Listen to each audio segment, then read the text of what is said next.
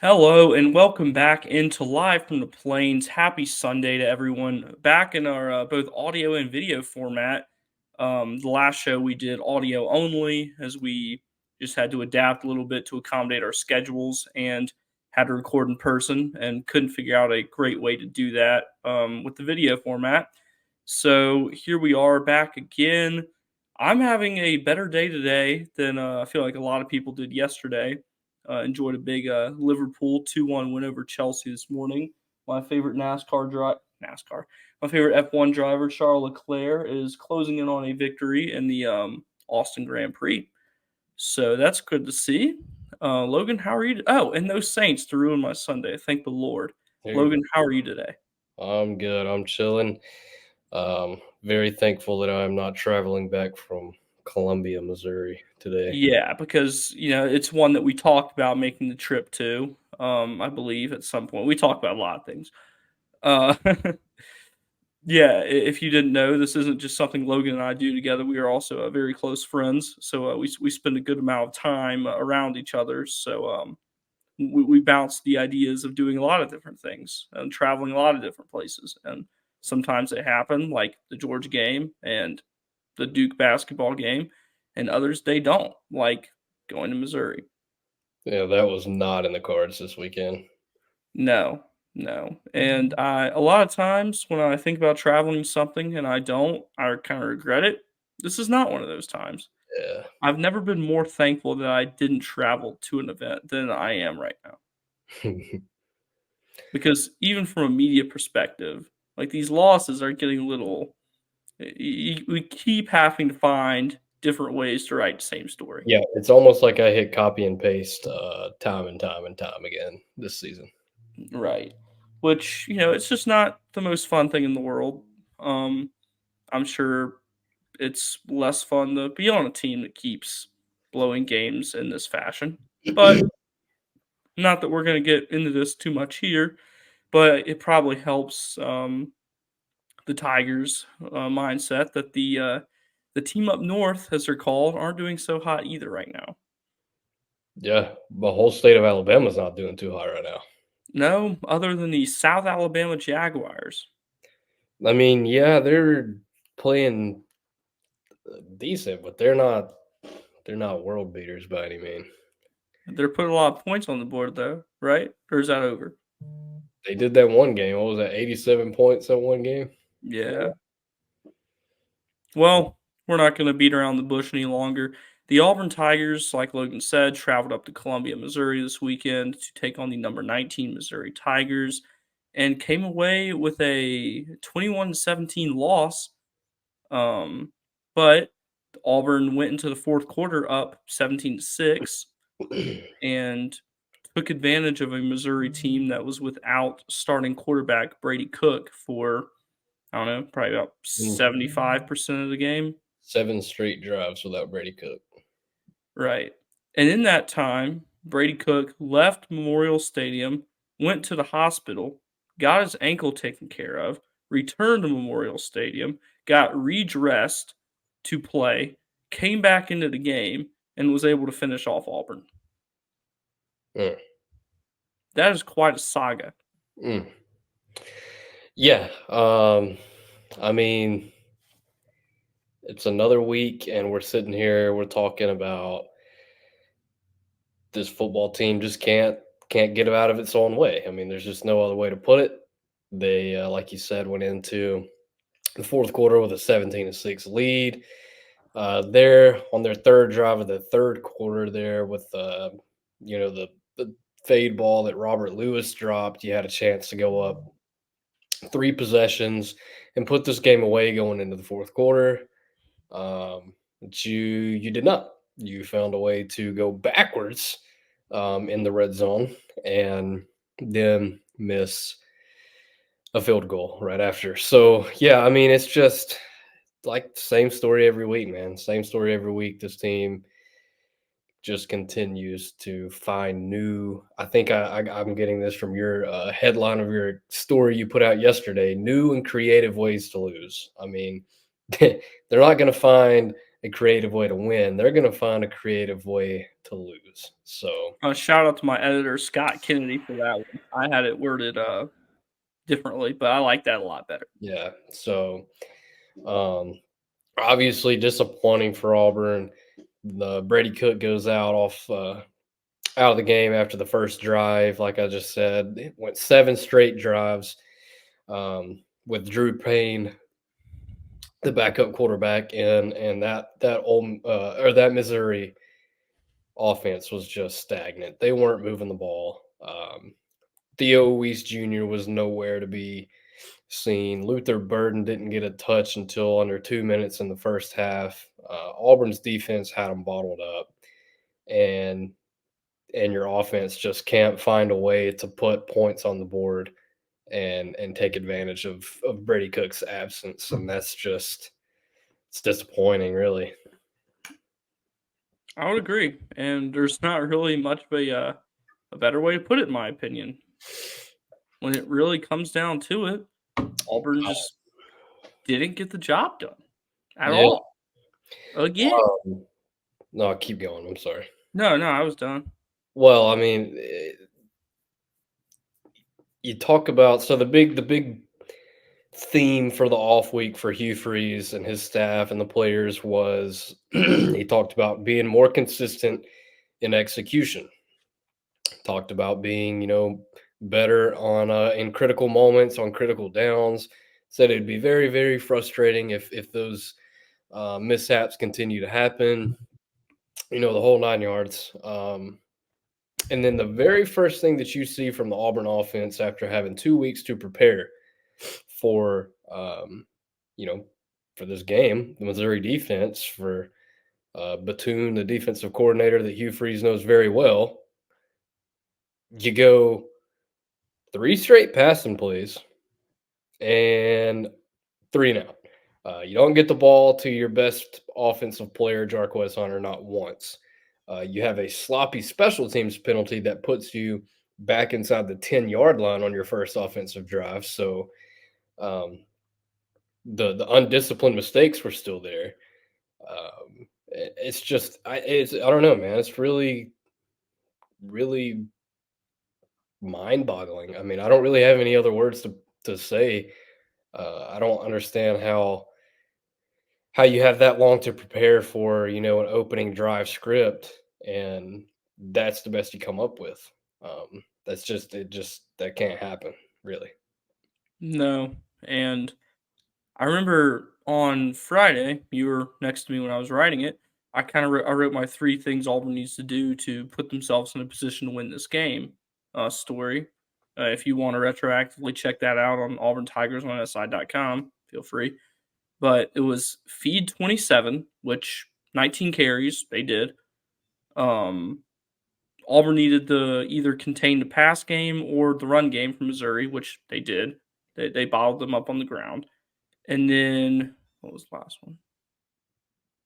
I can't remember the last one, but it was whatever it is, I feel like Auburn did it. Um, it's blanking on me what it exactly it was. Turnovers. Yes, yes, that's it. But yeah, so it's kind of it's a little hard to point anywhere that's not the coaches this time. Yeah. Everyone did what they needed to do.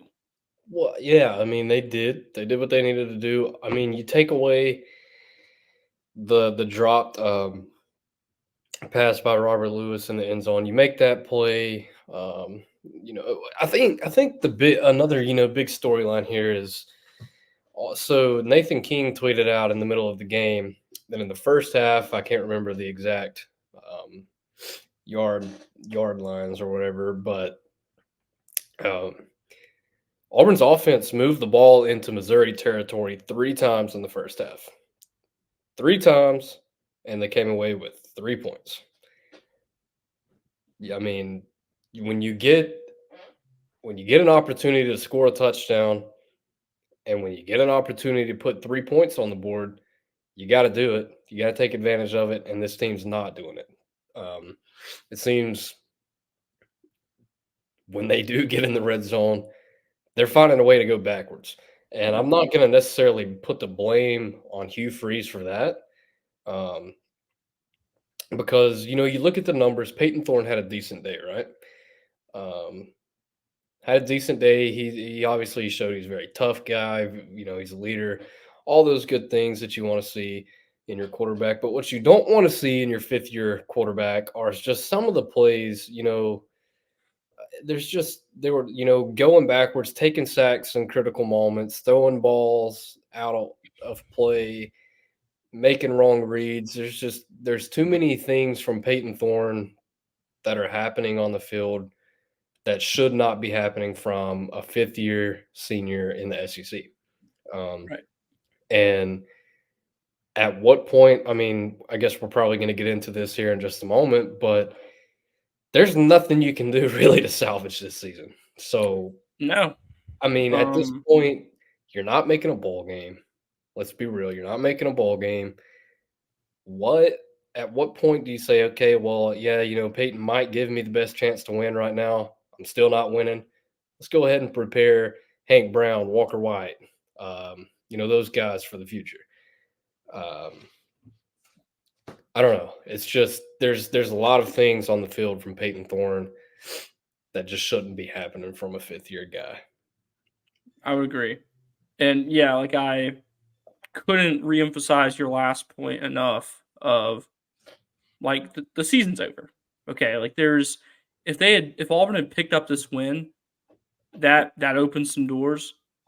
Um, but you're not going to a bowl game because I'm with everything left on the schedule. I just don't see Auburn only having 2 losses left.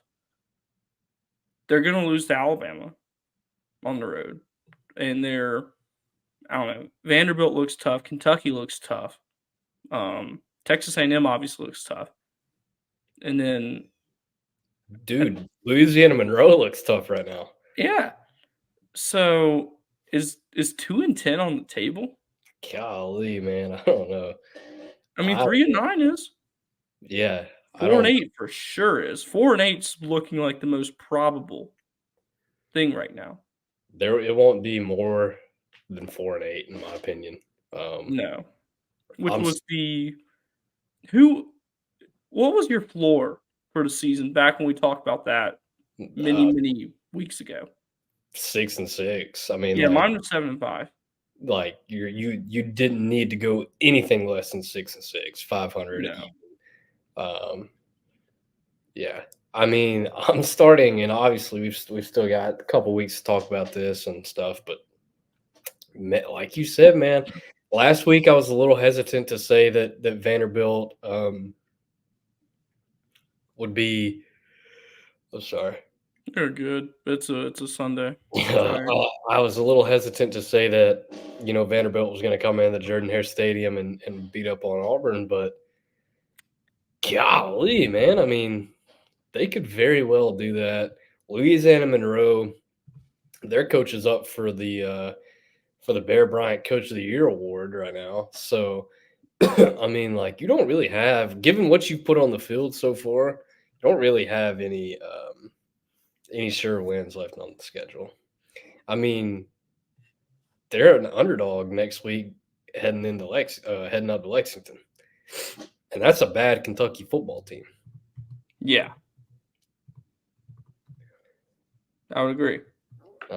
Yeah, I mean, let's. I mean, I obviously we talked about things that you needed to do yesterday. Getting back on yesterday's game was you feed Jarquez Hunter. They did do that, like you said, 19 carries, 50 57 yards, and then he added. Let's see here. He added 28 yards on 2 catches as well. So, I mean, Jarquez Hunter had a pretty productive day. Percy Lewis, first play of the game, complete with just like he did against Georgia. They end up pulling him. Dylan Wade slides out to left tackle. Braden Joyner comes in and plays a little left guard. Not what you want to see 7 weeks into the season. Um, you know, just not. It's just not what you want to see. Good day for Cam Coleman, obviously, big touchdown. Malcolm Simmons looked really good. Keandre Lambert-Smith continued to look good yesterday.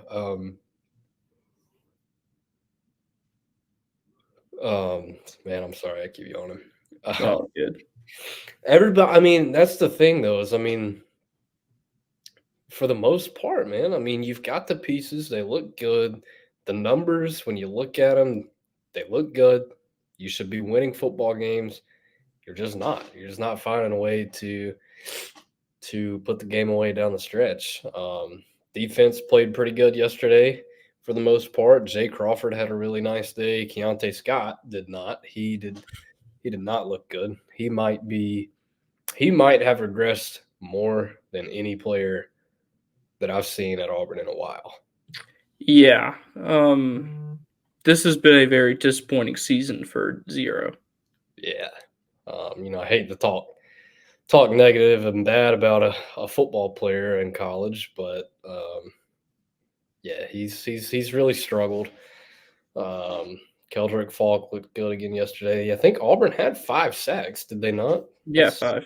5 sacks. I mean, the defense played pretty good, man, until obviously the 95-yard drive there at the end.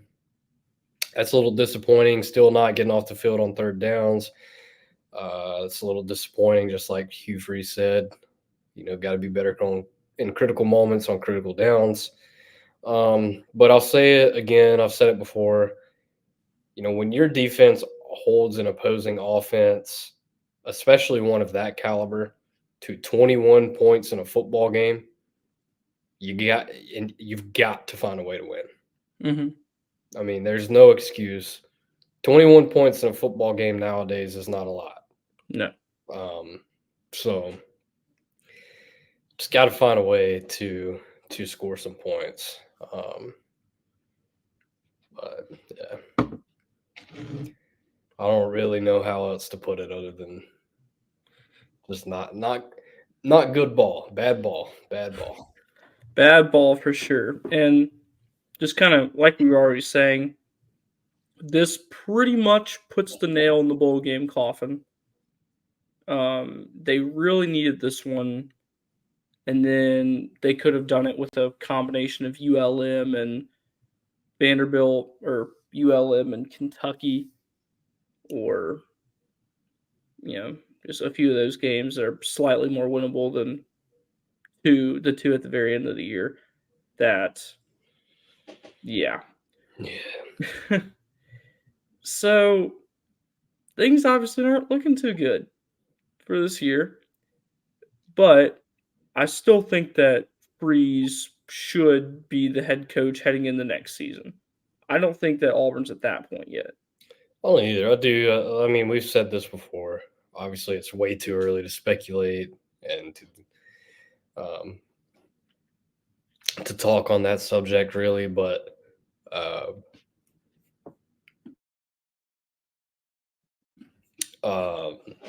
sorry, I'm literally keep yawning.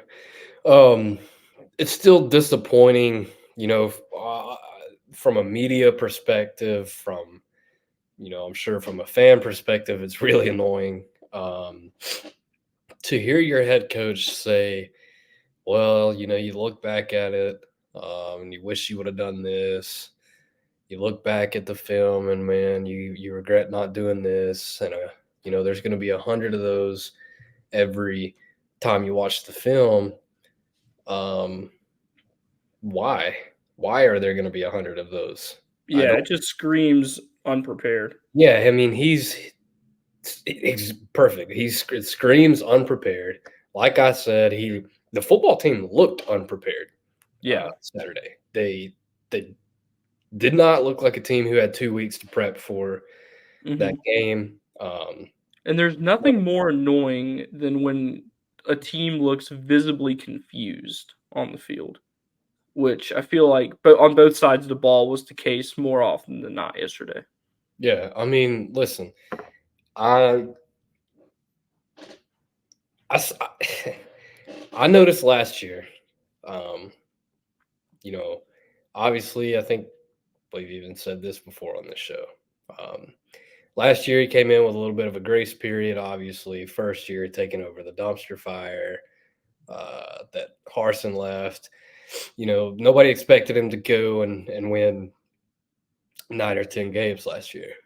Uh, However, he could have won, 8 or 9 games last year, but Yeah, um, that's besides the point. I noticed last year in the Iron Bowl, when Coy Moore went out there to field that punt, he muffed it, and then Freeze in his press conference said, Coy or Keontae Scott muffed that punt. He had no idea. The guy had no idea that Coy Moore was out there, and that right. right there, when I heard that, I was like, "Whoa!" Like, come on, man, this is the Iron Bowl. You're winning. Um, this is the biggest game of your season easily so far. Sure. Um, like you got to be locked in, my guy. Like this is Yeah, something you're on the sideline, dude. Like you can tell that that's not Keontae Scott. Um, yeah, they give you timeouts for a reason. I mean, that right there in itself was, wow to me. yeah. That stuck out to me too. So, then after that, I was like, well, and then paying a little bit more attention to it this year, man. There's just been a lot of instances where it's really fallen on the coaching. I mean, Mhm. there's no other way to put it. It's a bad coach football team this year, and it's showing on the field. With that being said, um, he's obviously recruiting at a very high level right now, both in the 25 and 26 classes. Um, but and I still expect Hugh Freeze to be the head coach at Auburn next year. But something, you hate to see it because it happens every year in college football. But something's going to have to give next year, Yeah. um, or he won't have a job here at Auburn. No. So let's just say that Auburn is this year 4-8 or 5-7, whichever. I don't really feel like that makes that big of a difference. Actually, no. I think 4-8 is significantly worse than 5-7 because and I know he didn't finish it, but in Harson's second year they went 5-7. Um, but if Auburn goes 4-8 or 5-7 this year, how many games does Hugh Freeze need to win next year to still be the coach come 2026? At the minimum 8, and that's Yeah, pushing it. That's pushing it. 7 wins, you're probably out. because he said it himself that he was when he took over his first day. He Mhm, said that I'm confident we can get this thing turned around quickly, mhm. and I don't know if Auburn looked this bad under Harson. They didn't. They did. Auburn did not look this bad under Brian Harsin. Man, Hey, real talk though, how about Gus blowing that lead to Iowa State yesterday? Did you see that? I did. That was wild. Yeah. That was wild. Where is Auburn if it never fired Gus? About the same, 8-4, 9-3, occasional 10-2. Yeah, I still think Gus is. I like Gus, but I think his time has passed. I think he's a average football coach. Um, but Gus didn't have a losing season, so Nope.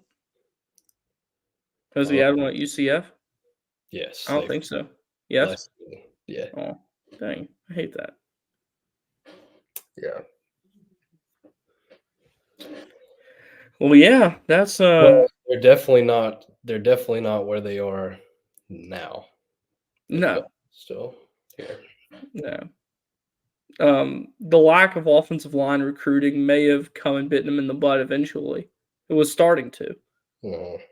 Um, and now They have a room with Percy Lewis in it, and he doesn't look very good right now. No, And poor what like you, like I hate dunking on college football players, um, because they're our age, 18 to 20, or you know, I was gonna say 18 to 22-year-old kids. These days, it's more like 17 to 25. yeah. You got some old men in here who I don't feel as bad dunking on. Um, but yeah, I don't know. I what do you think happens next week? I think Auburn loses. I mean, I'm not going to pick Auburn to win a football game until man. I saw this stat yesterday, and I'd have to go back and look because I don't remember the numbers exactly. Uh, but in the Arkansas game, Oklahoma game, Missouri, um, I guess it was those three.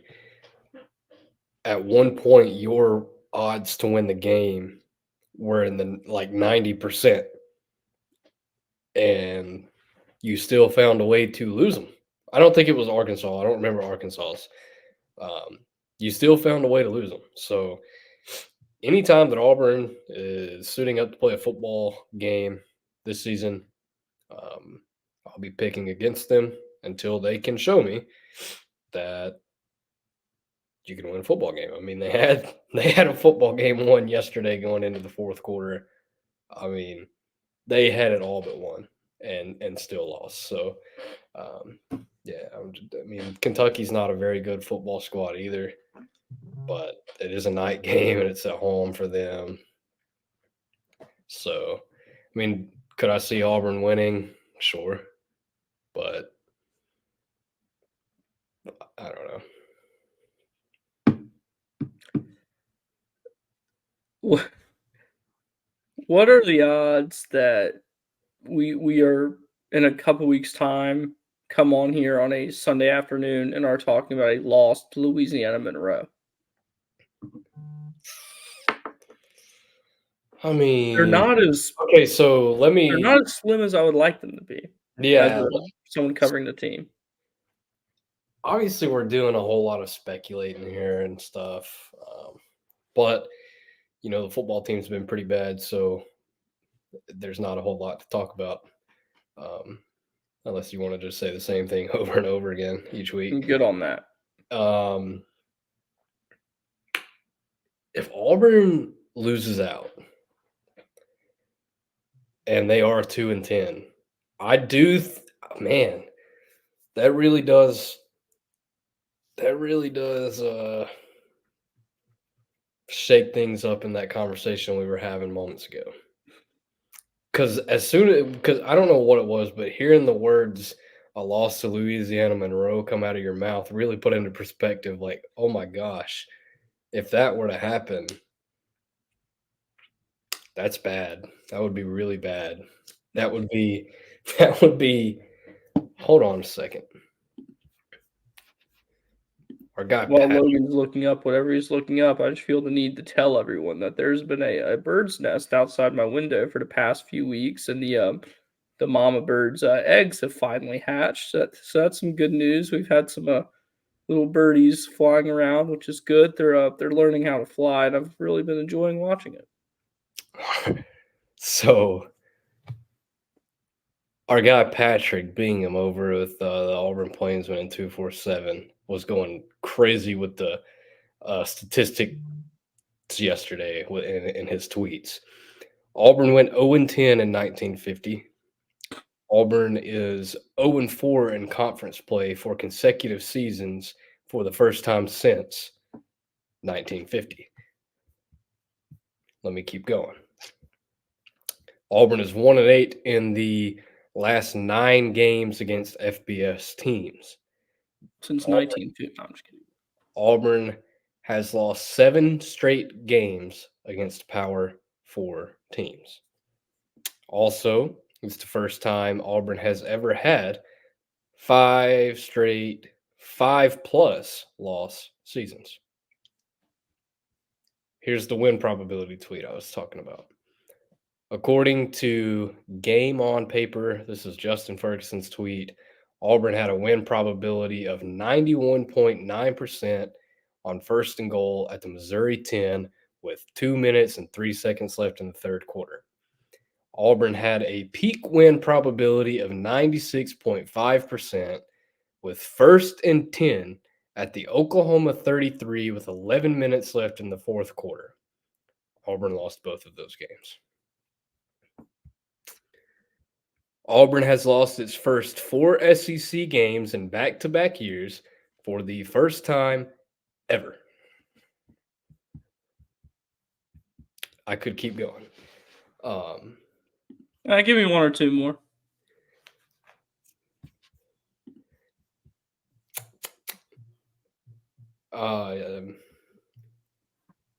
Let's see here. The only thing that comes close to that stat is the first 4 SEC games dating back to, guess when? 1950. Yep, 1949 and 1950. That's my year. Went 0-3 and 1 in 49 and 0-4 and 50. So, kind of got off on a little bit of a whatever you want to call that, but an analytical deep dive. That's just what it's. I mean, listen to that, man. That's a 96% win probability in the fourth quarter, and you lose the game. A 91% win probability with 2 minutes left in the third quarter, and you lose the game. 7 straight power conference losses. All of this is happening under Hugh Freeze's guidance. I mean, it's I don't know, man. It is really crazy to sit here and talk and think that Auburn is where they're at right now in year 2 under Hugh Freeze. Yeah, because they barely even look competitive, or they're doing enough to look. Let me rephrase that. They're doing enough to look competitive, but I just kind of knew that Auburn wasn't going to win that game. And I feel like a lot of people were the same way, even when they were leading, had the 91% chance. Yeah. I don't have any confidence in this team. No. Not very many people do. No. It's a rough time to be a student at Auburn University and then a diehard New Orleans Saints fan. Yeah, if you're a senior at Auburn now, you have witnessed the worst 4-year stretch of Auburn football in program history. Sweet. Yeah, that's crazy. That's crazy. Wow. Because I know the class that graduated the year before, or the people who are a year older than us, weren't they the first class to not see a win over Georgia or Alabama since some long time?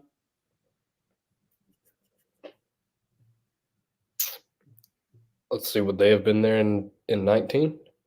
The people a year ahead of us? No, because that would have been their senior year of high school. Yeah, they got there in 20. Because it was our junior year of high school. Yeah. That is correct. Wow.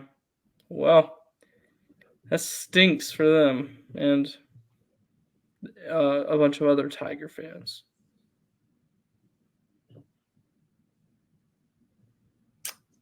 Oh, Charles Leclerc won. I don't even know who that is. My favorite F1 driver. You're a fan of many different sports. I am. Well, you got anything else? Go Liverpool. We'll never walk alone. Best club in Europe. There you go. Auburn football. Not good. Not very good. Well, I think that's going to do it for us. I don't have anything else to add. No, we kind of went off on a little bit of a whatever tangent loophole, down a loophole, whatever you want to call it. Rabbit hole. Rabbit hole. There you go. So I have nothing else to add. I don't either. You can find my written work on Auburn Tigers on SI.com. You can follow me on Twitter at Daniel J. Locke. If you want to chat, my DMs are open.